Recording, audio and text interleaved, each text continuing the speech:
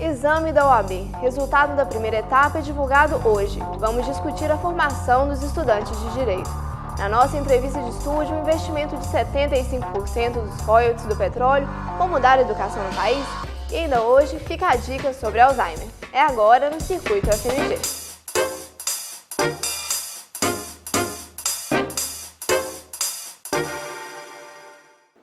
Boa noite. Dia de expectativa para os candidatos do exame da Ordem dos Advogados do Brasil, a OAB. Hoje é o dia da divulgação do resultado final da primeira etapa da prova da OAB. No Brasil, a aprovação no exame é obrigatória para advogar. A repórter Janaína Coelho foi conferir o impacto do exame na formação dos estudantes. Este advogado passou de primeira no exame, mas dos 40 pontos necessários, fez 44. A prova é difícil, é porque ela não exigiria o conhecimento mínimo para alguém que estaria atuando no começo da carreira. Ela adentra num aprofundamento, ela aprofunda bem mais do esperado, e para um estudante que tem que saber toda a disciplina do direito, 5 anos de curso para fazer uma prova, não se espera um aprofundamento tão grande. Aí é um caso complicado quando a questão é muito, muito específica, pega o que eles chamam de uma nota de rodapé de livro, é um caso complicado mesmo. O exame é dividido em 2 etapas. Na primeira, 80 questões fechadas sobre todas as disciplinas do direito. Já na segunda, prova aberta sobre uma área específica escolhida pelo candidato. A responsabilidade pela elaboração do exame é do Conselho Federal da OAB, que contratou a Fundação Getúlio Vargas para auxiliar nesse trabalho. Aqui em Minas Gerais, nós servimos como um porta-voz das 33 cidades do estado perante o Conselho Federal. A gente leva todos os pleitos que os candidatos de Minas Gerais têm perante o Conselho Federal e vice-versa. A gente também insiste em comunicar às cidades, aos candidatos, todas essas resoluções, determinações que o Conselho Federal nos coloca. E entre os candidatos, a principal reclamação é sobre a dificuldade da prova. Para o vice-diretor da Faculdade de Direito da UFMG, o problema está tanto no exame quanto nos candidatos. Eu acho que o exame de ordem ele pode melhorar nessa avaliação da habilitação para o exercício da advocacia, e nós temos uma deficiência também de formação, né? Então são 2 coisas que precisam de melhorar, tanto a formação quanto a metodologia da prova do exame de ordem. Eu acho que ela tem algumas questões que são questionáveis e que podem ser mais proveitosas se forem revistas para os fins de avaliar efetivamente a capacitação daquele indivíduo para o exercício da advocacia. E na divulgação do resultado da primeira etapa do exame da ordem, mais uma vez, taxa de reprovação alta. Dos quase 98 mil candidatos que fizeram a prova, cerca de 80% foram reprovados e não fazem a segunda etapa. O resultado do exame da Ordem dos Advogados do Brasil pode ser acessado pelo site oabmg.org.br. 75% dos royalties do petróleo para educação. O anúncio do governo fixa a porcentagem dos royalties para investimento em educação por parte do governo federal, dos estados e dos municípios. Será que a medida vai realmente mudar o quadro da educação no Brasil? O nosso entrevistado da semana, o professor da Faculdade de Educação da UFMG, Luciano Mendes, vai nos ajudar a entender a educação. Boa noite, professor. Boa noite, Sabrina. Você esteve aqui anteriormente na nossa entrevista de estúdio comentando sobre o programa Mais Professores.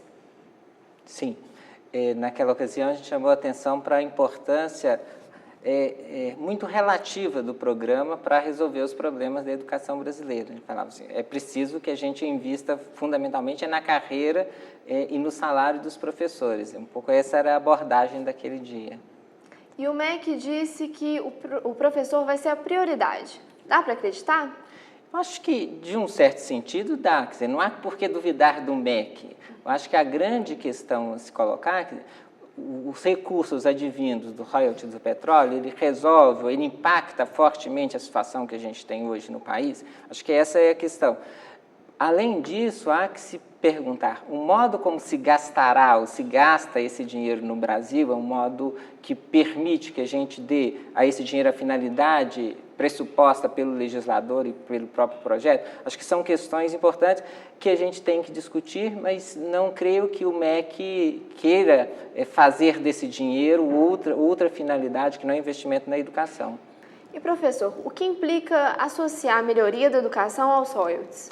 Acho que essa associação tem duas dimensões. Uma dimensão que é simbólica, ou seja, à medida que o petróleo é um recurso não renovável, significa que o Brasil, como país, como sociedade, está fazendo uma opção por investir agora na educação, tendo em vista a possibilidade de termos um país com melhor distribuição de renda, com a educação de qualidade, com uma cidadania fortalecida no futuro, quer dizer, agora e no futuro. Então, acho que simbolicamente é uma opção muito interessante, porque historicamente no Brasil nunca se fez esse tipo de opção, né? Quando tinha recursos, canalizava para obra, infraestrutura, que é um elemento, uma dimensão importante, mas todo mundo reconhece a importância da educação. Então, acho que esse é um aspecto. Outro aspecto especificamente financeiro. Nós estamos contando em torno de 12 bilhões, 13 bilhões de reais por ano a mais no orçamento da educação brasileira. É um recurso bastante significativo, não é desprezível.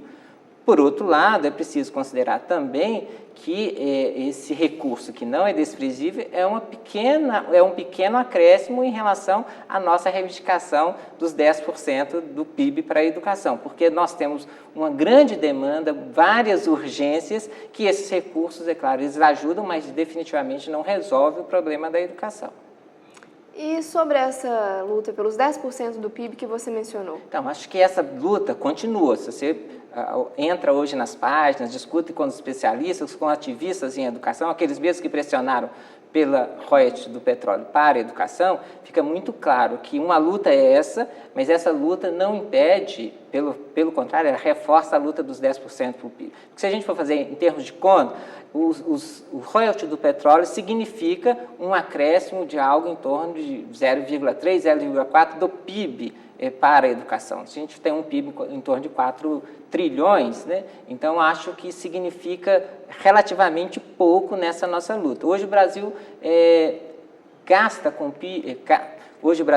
a educação em torno de 6% do PIB. Com os royalties do petróleo, por ano a gente passaria em torno de 6,5%, mais ou menos, na melhor das hipóteses. É claro que se a nossa luta é por 10, nós estamos a uma distância grande dessa reivindicação dos movimentos sociais e mesmo dos especialistas em educação. E tem algumas pessoas, alguns especialistas que dizem que não é falta de recursos, mas sim a falta da administração correta. Eu acho que os dois problemas existem, quer dizer, hoje nós administramos mal os recursos da educação, muitas vezes gastamos mal, porque nós não temos, inclusive, uma infraestrutura, nós não temos uma burocracia que permita a gente gastar, otimizar e gastar bem os recursos que temos em educação. Quer dizer, nós muitas vezes, boa parte dos recursos que chegam às escolas são operacionalizados, são administrados por pessoas que não estão preparadas, que não têm tempo, diretoras que têm que, ao mesmo tempo, fazer a administração pedagógica da escola, administrar várias contas, 6, 7, 8 contas, gastar. Então, esse é um elemento importante. Os municípios, 5.557 municípios que nós temos, eles não têm todos eles a mesma estrutura, a mesma burocracia que permita gastar bem. Além da corrupção, do desvio, enfim, que é algo que a gente tem que combater, denunciar. Isso existe. Por outro lado, não é verdade que a gente não precisa de dinheiro. Se nós falamos, hoje nós gastamos em torno de 6% do PIB com a educação, é mais ou menos o mesmo montante em termos do PIB que a França gasta. O PIB da França é menor do que o nosso, mas a população escolar da França é muito menor do que a nossa. Per capita, praticamente todos os países da Europa gastam 2, 3, 4 vezes o que a gente gasta, só para você ter uma ideia. Então, o nosso gasto em educação per capita é muito baixo. Por isso que a gente precisa chegar a 10% para fazer minimamente aquilo que, por exemplo, as sociedades europeias e mesmo norte-americanas já fez há algumas décadas em termos de gasto per capita. Uma vez a gente avançando nessas questões mais estruturais, eu acho que a gente poderia, economia crescendo, quem sabe depois a gente pode recuar, sim, para em torno de 6, 7%, como boa parte dos países, por exemplo, dos países europeus. E professor, para finalizar, qual que é o papel do Estado e do município? Eu acho que há uma repartição muito desigual das responsabilidades e dos recursos hoje no Brasil em termos da educação. Então, os recursos são muito concentrados na esfera federal, esse é um debate sobre o nosso federalismo, o próprio Plano Nacional de Educação está colocando isso em questão, ou seja, é preciso rever as responsabilidades e a repartição dos recursos. Hoje, os municípios têm uma tarefa muito grande, que é, por exemplo, de expansão da educação infantil. Se nós conseguimos avançar e quase fazer toda a cobertura da educação, do ensino fundamental na área de educação infantil, que é uma das mais caras da educação, montar, por exemplo, berçário para a educação das crianças pequenas, isso é muito caro, isso é um dos serviços mais caros que a gente tem em educação. E isso ficou a cargo dos municípios. E os municípios de hoje não têm como fazer frente a esses gastos. Então, esse é um grande problema que implica tanto em construção de infraestrutura, de pessoal, de burocracia para administrar, mas também de formação de pessoas, de pagar salário. Hoje, infelizmente, os salários para os professores da educação infantil são os mais baixos. Algumas prefeituras, inclusive, têm carreiras paralelas para a educação fundamental e para a educação infantil, como é o caso, por exemplo, de Belo Horizonte, e isso precisa acabar. Para isso é preciso que a gente jogue mais dinheiro nos municípios, sem dúvida. Eu acho que é preciso retomar, repactuar as responsabilidades e a distribuição de recursos. Essa é uma questão que está na ordem do dia para se pensar as políticas educacionais no Brasil. Sem isso, ficará difícil, eu acho que mesmo com mais recursos, que a gente avance fortemente e de forma sustentada na questão de uma educação de qualidade no Brasil. Muito obrigada, professor. Na Semana Mundial de Conscientização sobre o Alzheimer, o Fica a Dica é dedicado ao tema. Hoje, nosso especialista da UFMG comenta o diagnóstico da doença.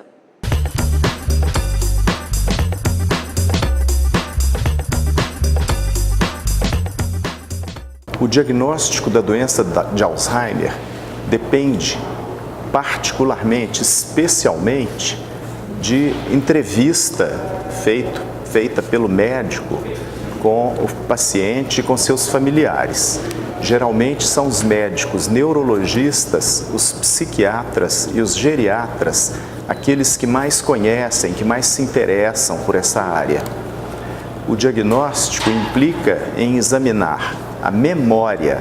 Existem alterações da memória recente e da memória remota. Examinar a linguagem.